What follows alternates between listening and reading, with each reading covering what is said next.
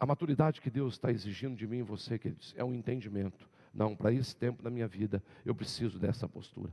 Quando a gente converte, irmãos, é interessante que a gente tem uma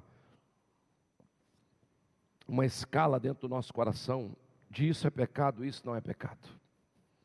Então a gente converteu, isso aqui vai desagradar a Deus, isso aqui vai entristecer Deus. Mas à medida que você anda com Deus e você vai conhecendo o Evangelho, você muda essa perspectiva dentro do coração. Você já não trabalha mais com essa tabela de pecado ou não pecado. Você começa a entender, irmãos, do que é lícito e que não é lícito, o que convém e não convém.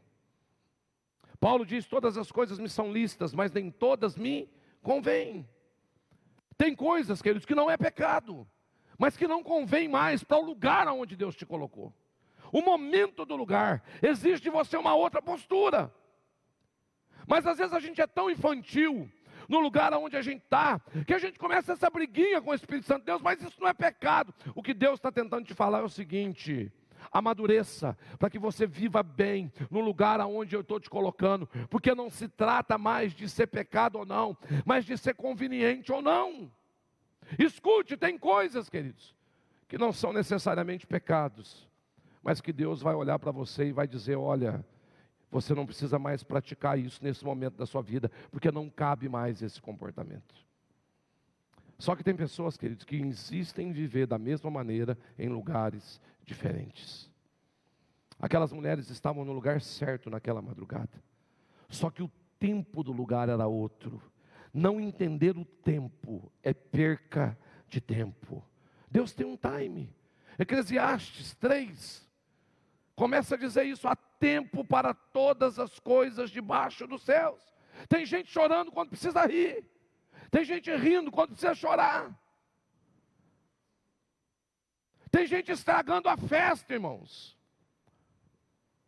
Tem gente que não segura a onda. Está todo mundo reunido, é um dia transformador, maravilhoso. O cara faz questão de ter um comportamento inadequado para aquele lugar. Acabou com a festa de todo mundo.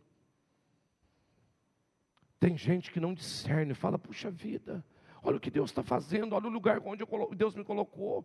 A Bíblia diz que tudo fez formoso ao seu tempo. Qual é o tempo do lugar que Deus te colocou?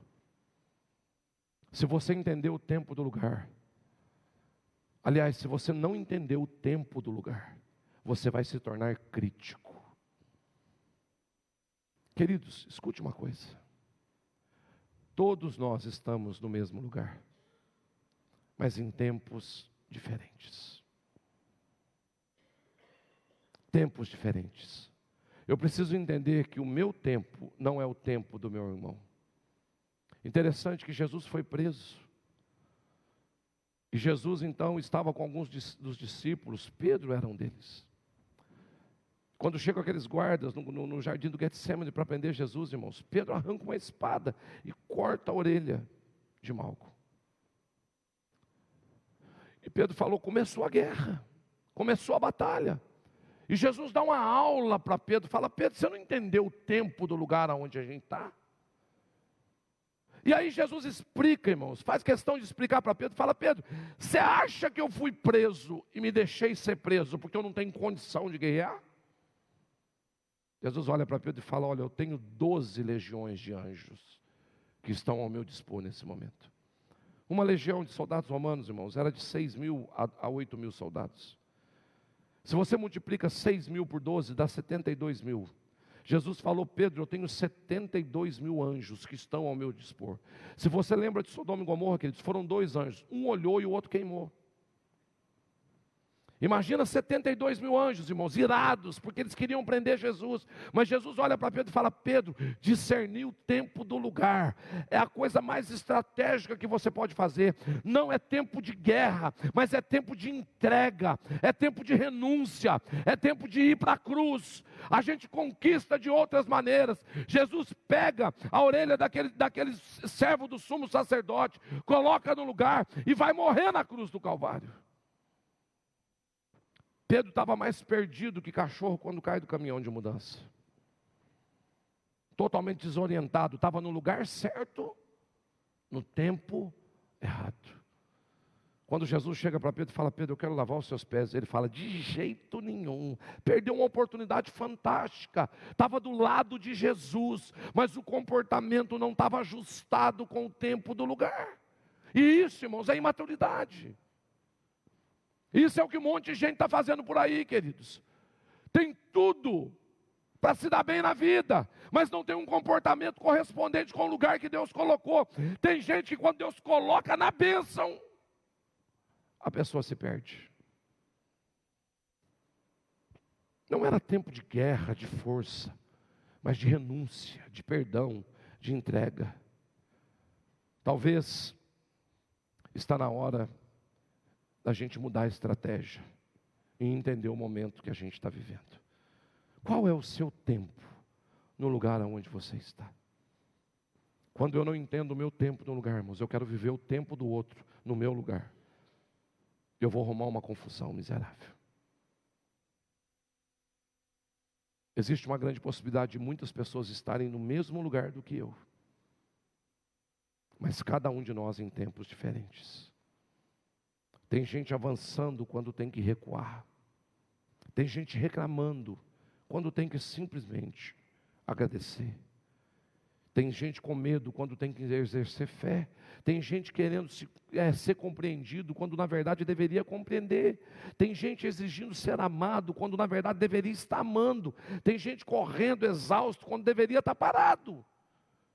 Tem gente que deveria estar andando quando está parado. Tem gente que está questionando se está no lugar certo, enquanto deveria estar se perguntando: qual é o tempo desse lugar onde eu estou? Tem gente desejando lugares para os quais ele nunca está preparado. Tem gente perdida dentro de casa. Qual é o tempo do lugar que você está agora? Existem famílias que estão sendo destruídas por isso. Muitos deviam estar sendo filhos, mas estão ocupando um papel de pai que não lhes cabe. Muita gente muda de lugar, muda com a esposa, muda de casa, quando na verdade, queridos, a única coisa que a gente precisaria mudar é o nosso posicionamento no lugar aonde a gente está. E por último, quem sou eu no lugar aonde Deus me colocou? A gente precisa entender e renovar o nosso conceito de terra prometida. Eu falei sobre isso aqui para os casais. Terra prometida não tem nada a ver com um lugar exterior. A sua Canaã está dentro de você. Nada desse mundo pode te preencher e te trazer satisfação de verdade. Não tem nada nesse mundo que pode fazer isso. Satisfação acontece dentro, de dentro para fora, e não ao contrário. Colocar minha expectativa em coisas e em pessoas pode me afastar do meu destino. Precisamos parar de projetar as nossas crises de orfandade nos outros. Deus tem um nome para cada um de nós. Irmãos, não se incomode com o sucesso de ninguém. Não se incomode com o tempo que cada um está vivendo no lugar de cada um. Mais de 400 anos, e a nação de Israel não entendeu isso. Você foi criado para ser resposta de Deus aonde você está. Uma coisa que eu aprendi, queridos, há muitos anos atrás. Tinha alguns missionários da África do Sul na nossa base. E eles estavam dando um seminário a respeito de dons e a maneira que Deus quer te usar. E toda vez que eles começavam, queridos, a falar as palestras deles, eles começavam com a seguinte frase: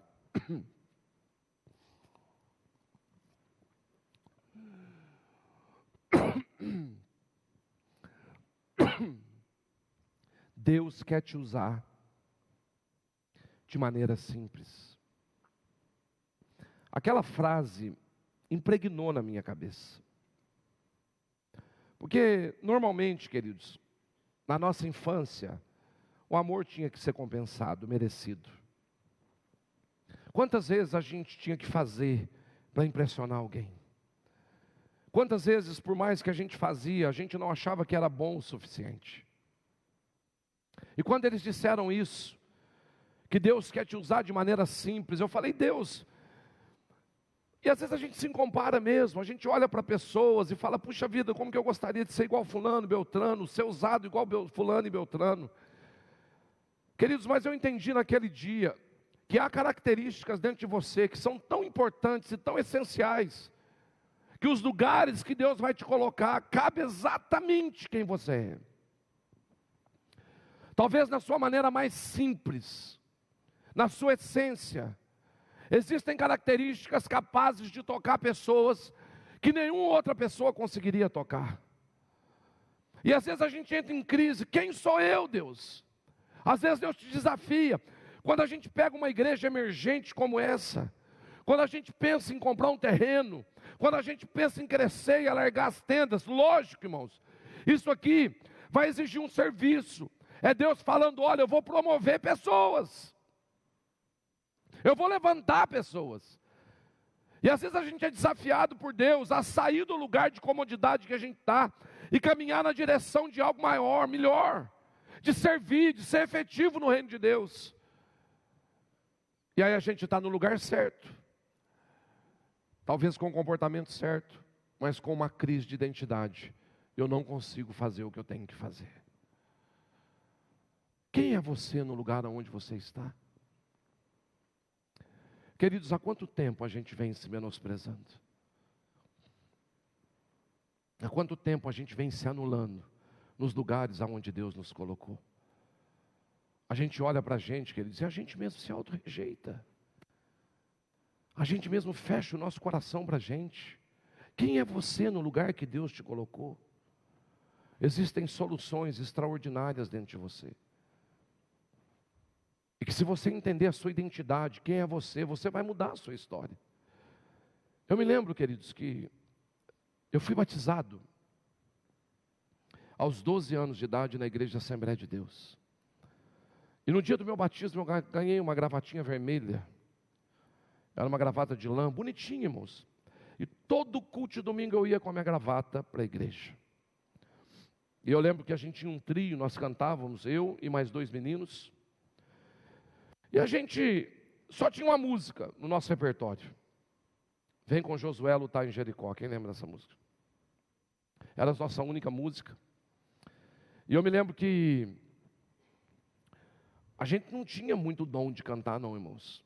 A gente era esforçado, mas o dom mesmo não rolava. E o pastor cismou com a gente, todo culto ele punha a gente para cantar aquela música. Até que um dia, era um congresso muito grande, tinha um pregador de fora, da Argentina, da Patagônia. O pastor falou, vocês vão abrir o congresso com essa música. E eu fui. Fomos os 3, igreja lotada, começamos a cantar. O pregador sentado, cabeça baixa no púlpito. No meio do hino, irmãos, ele desce, vai até nós. Ele abraça um menino que estava do meu lado, começou a orar, começou a chorar. Falou, olha, eu vejo que você tem um coração tão grande, Deus vai te usar, vai te dar uma igreja grande, enorme. Deus vai trazer pessoas para você. Aí pegou o outro, abraçou também, começou a chorar. Falou, olha, você tem um chamado missionário extraordinário, Deus vai te levar. E aí ele veio e me abraçou e falou, olha Maurício, eu te vejo pregando nas nações. Deus vai te usar muito. Tipo assim, ele estava falando, ó, pode parar de cantar, que esse não é o ministério seus não. Pode desistir disso aí. E eu voltei para casa, irmãos, me sentindo um pregador. Falei, rapaz, eu vou pregar nas nações. Eu entrei no banheiro de casa e eu falei, puxa vida, vaso, pia sanitária. Se vocês não se converterem, vai todo mundo para o inferno. E aí eu estava empolgado com aquilo ali, de ser um pregador e tal, irmãos. E naquela época, a vigília, irmãos, era vigília mesmo. Começava às 8 da noite e até 8 horas da manhã. A turma vigiava mesmo, vigiava até quem dormia na vigília, acordava. E eu lembro que a gente estava numa vigília, irmãos, tinha marcado uma vigília, nós fomos. Eu cheguei em casa, falei, pai, eu preciso ir nessa vigília. Ele falou, de jeito nenhum, você só dorme na vigília. Falei, pai, mas eu sou um pregador para as nações, eu preciso ir para a vigília. Maurício, não dá, não tem jeito, você vai dormir. Pai, pelo amor de Deus. E aquele embate, minha mãe chega, Joaquim, leva ele para a vigília. É melhor na vigília do que em casa fazendo arte. Fui para a vigília. 1h da manhã, irmãos, eu acordei. O fogo comendo. Eu pulei no meio, falei, Deus, que presença, tal. Daqui a pouco o menino que estava do meu lado também começa a falar umas coisas lá na vigília e tal. E eu estava do lado dele, também comecei, irmãos, a falar e a orar muito alto. Eu estava cheio do Espírito Santo. No final daquela vigília veio um presbítero e falou para nós assim: olha, não foi Deus que estava na vida de vocês hoje à noite. Eu falei, se não foi Deus, quem que era? Ele falou, era o Satanás. Eu falei, com base em que você está falando isso? Ele falou, Satanás, Deus não opera dessa maneira que estava operando.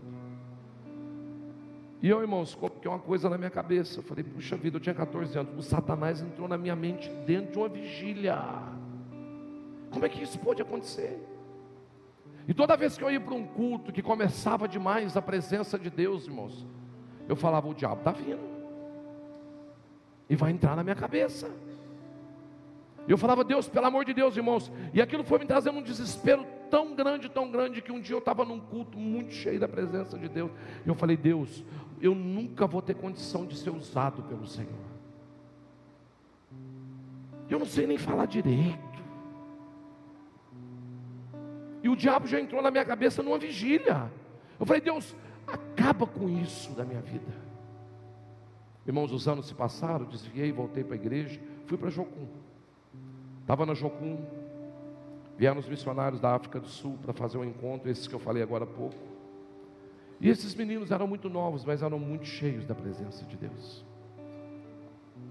E nós ficamos 10 dias num seminário, e eles falando sobre a maneira simples que Deus quer usar as pessoas. No 10º dia, irmãos, eles dividiram as classes em 10, em números de 10. Eu fui para uma classe e veio um menino muito novo. E ele fez uma roda de cadeiras, nós sentamos, ele sentou numa cadeira, e ele olhou e falou assim, olha, Deus quer usar você de uma maneira muito simples. Ele tinha um gravador na mão e falou, olha, eu quero liberar uma palavra de Deus sobre a vida de cada um de vocês, e eu quero gravar essa palavra, se não se cumprir, você pode me cobrar. Eu falei, esse cara é doido. E aí ele olhou para o primeiro, irmãos, começou a falar, nunca ele falava, ó, assim diz o Senhor, Deus está te mandando. Ele sempre falava e perguntava, isso faz sentido para você? E ele falou com o primeiro, eu falei, carne, Deus não pode usar uma pessoa desse jeito. Olhou para o segundo, eu falei, tutano. Irmãos, e aquilo foi acelerando meu coração. Eu falei, a hora que ele chegar em mim, eu vou desmascarar esse cara aqui, porque Deus não pode usar uma pessoa dessa simplicidade. E eu me lembro que quando ele chegou para mim, ele falou, Maurício, você está muito ansioso, né? Eu falei, você não tem ideia como eu estou ansioso. E aí ele falou, eu sei. Ele era muito novo, mas era um menino muito gentil, muito cheio do Espírito Santo. E ele falou para mim, Maurício, naquele dia, naquela vigília, não era o diabo que estava na sua cabeça, mas era o poder de Deus que estava enchendo o seu coração para a obra que Deus tem para realizar na sua vida. Isso faz sentido para você? Irmãos, na hora eu falei, eu não acredito que esse cara é usado por Deus. E ele falou, eu só estou te falando isso para te falar, para você entender o que eu quero te falar daqui para frente. E naquele dia aquele cara me deu uma palavra, irmãos. Eu ouço essa palavra quase todos os dias. Irmãos, eu estava pregando numa cidade, eu estava contando esse testemunho. Um jovem que estava me ouvindo, no final do culto, ele veio, me abraçou, e ele era meio cowboyzão forte, ele quase me esmagou, irmãos. O cara tinha uma força no braço, e ele me abraçava e chorava, e falava, pastor, pastor. Quando ele conseguiu se acalmar, ele falou, olha, eu estava num culto um dia, e alguém do culto falou, você pecou contra o Espírito Santo, para a sua vida nunca mais vai ter jeito, nem Deus te quer mais. Esse menino saiu da igreja, irmãos, começou a se drogar e a beber, acreditando que Deus não aceitava mais. E ele falou hoje, quando o Senhor contou isso, Deus falou comigo, que Ele nunca virou as costas para mim, e que Ele quer me usar da maneira que eu sou. Queridos, eu não sei qual o lugar que você está vivendo nesse momento. Talvez você não entendeu que Deus está esperando respostas diferentes. Eu não sei do que você tem fugido. Talvez você não se sente pronto, preparado. Talvez você diga: Deus, mas o Senhor quer me usar. Mas é você mesmo, do seu jeito, na sua simplicidade, no seu trabalho, na sua casa. Talvez você não tenha um sermão bem elaborado e bonito, mas você tem algo dentro de você que foi Ele que colocou, e que isso faz de você uma pessoa totalmente diferenciada e extraordinária. Se coloque de pé, vamos orar nessa manhã. Não fuja mais de Deus. Não fuja mais do que Deus tem para você. Não se apavore mais com os lugares que você vai ter que passar nessa vida.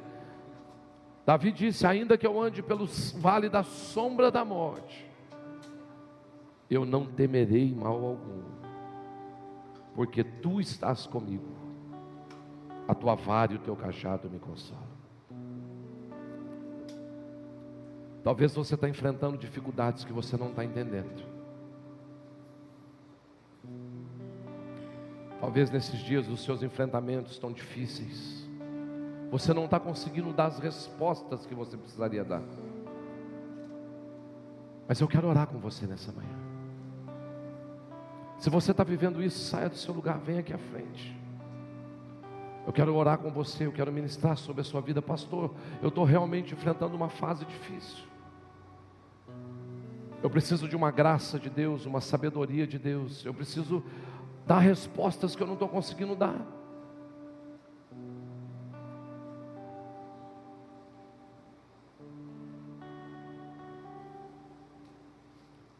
Talvez você está se comparando. Talvez as suas expectativas eram outras. Diga isso para Deus agora. Talvez você não está se sentindo capaz para o desafio que Deus está colocando nas suas mãos. Talvez você fale: Deus, será que é isso mesmo que eu tenho que encarar? Às vezes eu me vejo tão limitada, tão limitado, Senhor.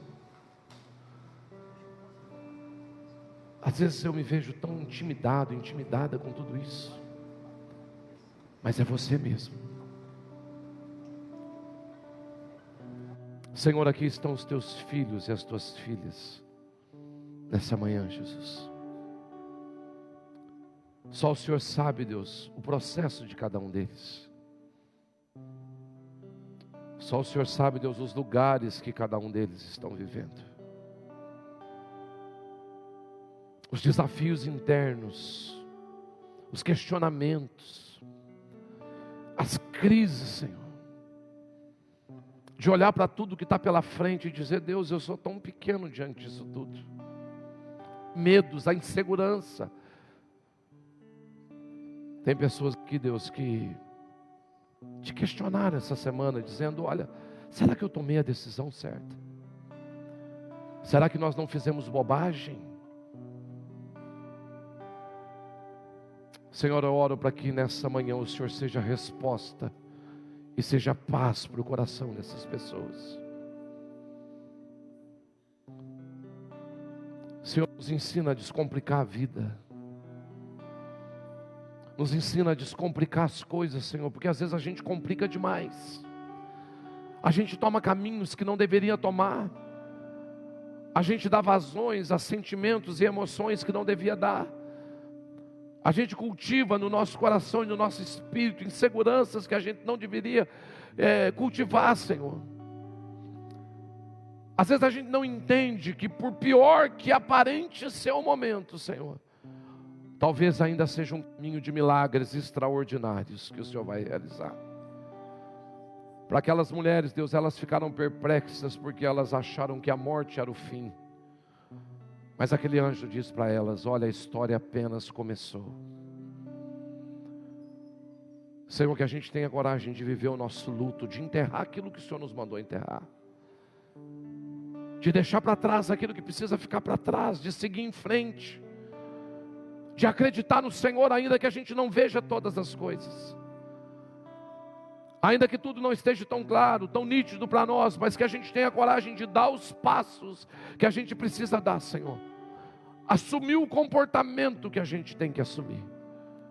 Muitas vezes o momento, Deus pede uma postura diferente. Oro, Deus, para que o Senhor nos guie, nos dê direção, nos dê caminho. Que o Senhor nos dê paz no dia de hoje, Senhor. Para acreditar que é só uma questão de ajuste. Nada mais do que isso, Senhor. Não está tudo perdido e nem tudo acabado, Senhor. Muito pelo contrário. Talvez o Senhor está nos apertando um pouquinho mais para a gente dar as respostas que precisam ser dadas. Mas isso não quer dizer que é o fim. Porque o Senhor ainda continua no controle.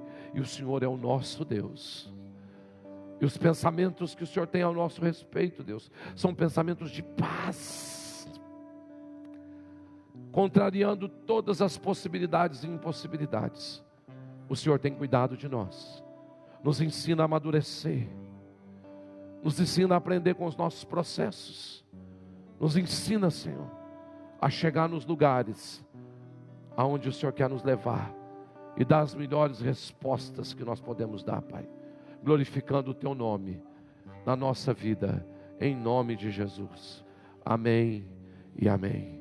Deus te abençoe em nome de Jesus, queridos. Pode voltar para o seu lugar.